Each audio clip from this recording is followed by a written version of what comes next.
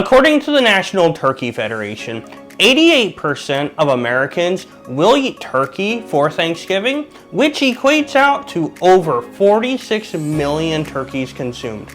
But have you ever thought of where turkeys came from? Believe it or not, there are 5 subspecies of turkeys located here in North America. So before we talk about the 5 subspecies, we need to talk about where the name for this bird came from. And so in the English language, it is thought to be a praise to the Turkish merchants and Ottoman Empire.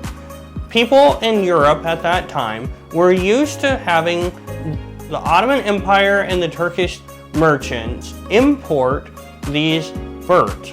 Interestingly though, these birds were not actually the turkeys that we know. These were guinea fowl. And the Europeans that settled in the New World or in America were so used to calling these birds that were similar looking turkeys or turkey cocks or turkey hens that they just mistook these birds for turkeys. So that is how, interestingly enough, one bird, a guinea fowl, had its name changed to the turkeys that we know now. Of course, we have different names and terms for the different genders and age groups. So for a young turkey, that would be a poult. And then once it matures, the females are hens and the males are toms. The most beautiful and the rarest subspecies is going to be the ocellated turkey.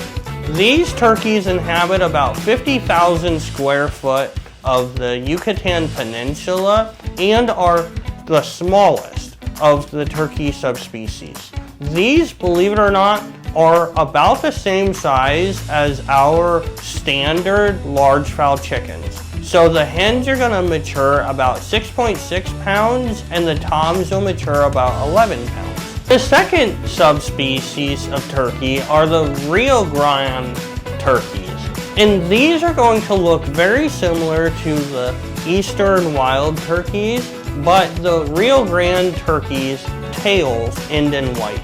And they're gonna be slightly smaller, with the toms topping out at around 21 pounds and the hens topping out around 11 pounds. If you wanted to travel to where these birds are, you'd have to travel to Texas, Oklahoma, California, Oregon, or even Kansas or Mexico to see these in the wild. These birds in the wild tend to stick to the west side of the Mississippi River. Gold turkeys are one of the largest of the 5 subspecies of turkeys, and they're going to be in the southwest corner of New Mexico, the southeast corner of Arizona, and the northern part of Mexico. These birds are going to top out around 25 pounds for the toms and 12 pounds for the females. And these are some of the turkeys that enjoy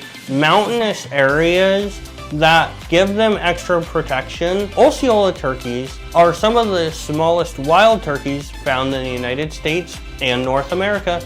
The toms are going to weigh about 20 pounds and the hens are going to weigh about 12 pounds at full maturity. If we would like to take a trip to see these Osceola turkeys in the wild, we would need to board a plane and head to Florida, where we could find them hanging out in the forested areas. Eastern wild turkeys are the most prevalent turkeys in the United States. As we had mentioned, they look very similar to the Rio Grande turkeys, except for eastern wild turkeys' tails end in brown, and the males are going to top out around 24 pounds and the hens around 12 pounds.